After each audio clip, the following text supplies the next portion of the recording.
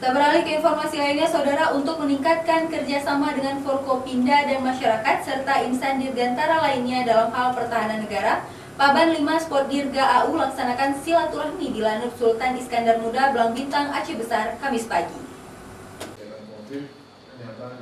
Dalam acara silaturahmi yang dihadiri Paban 4 Sportdirga TNI AU ini merupakan bagian dari peningkatan kerjasama Forkopimda, tokoh masyarakat, insan dirgantara dengan keluarga besar TNI Angkatan Udara.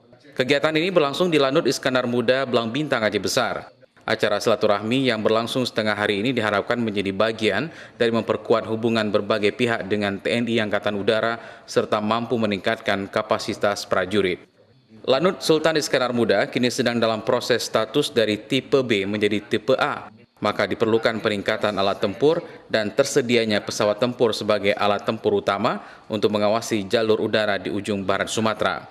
Karena Aceh mempunyai perbatasan wilayah dengan negara luar itu yang sangat luas dan panjang gitu ya ukuran. Ini ada beberapa negara yang berbatasan dengan Aceh ini. Ya, itu yang sehingga pemerintah juga sangat concern tentang ini.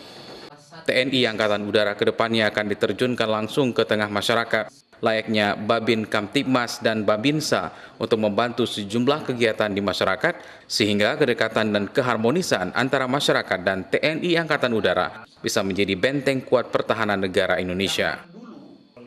Syahril, Kompas TV, Banda Aceh.